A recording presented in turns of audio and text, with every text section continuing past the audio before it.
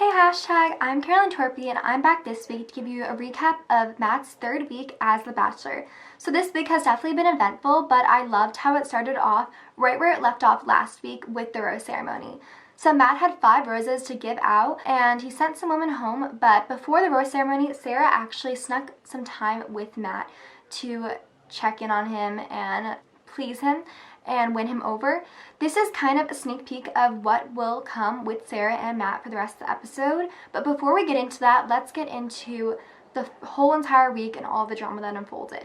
So after the rose ceremony, a few women were sent home, and although it was kind of dramatic, it wasn't really like the main part of the episode because this episode was filled with so much drama.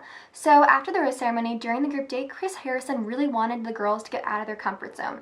He decided that he wanted all the girls to make up an erotic love story with Matt. Of course, it was supposed to be based on like dreams and things that weren't true, but some of these girls took it to another level. So Victoria, of course, had her moment and shared a crazy, detailed love story of what she would do with Matt in bed. Of course, this was very uncomfortable and awkward, but what was even more awkward was that Matt actually shared what he would do with the girls. And it was very, very uncomfortable, but Chris Harrison loved it, so it definitely made them go out of their comfort zone. One moment that I was really looking forward to was Katie's take on the story because she was the girl who walked in with the vibrator the first week on opening night. So her story was definitely very detailed and crazy, but Victoria was over the top and definitely outshined her during this group date. At the end of the night, Rachel and Bree got some time with Matt, and it's clear they're really his favorites, and I definitely think they're frontrunners for the rest of the season. Unfortunately though, when Matt was talking to Katie, Sarah interrupted, and it was not the best situation because Sarah wasn't even invited on the group date. Now Katie pulled her aside and said that this wasn't really good for her image and said that she didn't appreciate it, and Katie still spent more time with Matt. But it made all the girls have a really negative attitude on Sarah. And Matt and Sarah later discussed this, but it seems like Matt doesn't realize the extent to which this is impacting the other girls and Sarah's reputation in the house. So Serena got the one-on-one date with Matt, but of course, Sarah and Matt spoke again. Sarah spoke to Matt right before Serena's date with him and took away some time from Serena again.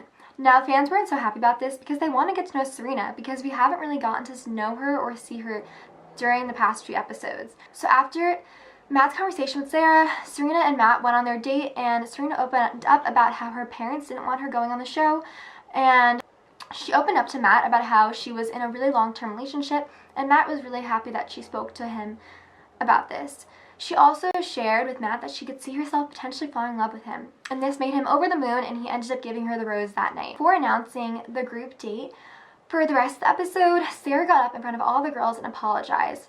Now, Victoria, of course, snapped back immediately and called out on Sarah, saying that it wasn't her show, and all the other girls ended up chiming in. Sarah was so upset by this, and Katie pulled her aside and spoke to her, and Sarah said that she thinks that she was going to leave the show. Katie told her not to do this and said that this wasn't worth it to leave so early on, but Sarah said she knew it was right and opened up about how her father has a terminal illness. Katie actually had lost her father several years ago and shared how she thought it was really important for Sarah to spend time with her dad while she still could, so Sarah said that she wanted to leave the show. I'm really glad that Katie supported Sarah through this, even though they had their ups and downs earlier in this episode.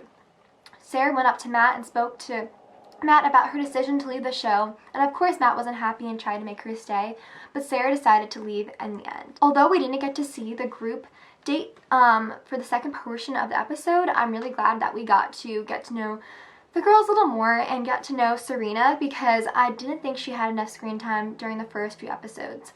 I'm really excited though to see what this group date entails next week, and also to learn a little bit more about Katie because I feel like there is still more to uncover, and I really want to hear more about her past and what she's been through after her conversation with Sarah. So be sure to tune in to #that next week to get the latest updates on The Bachelor, and watch The Bachelor while you still can this Monday.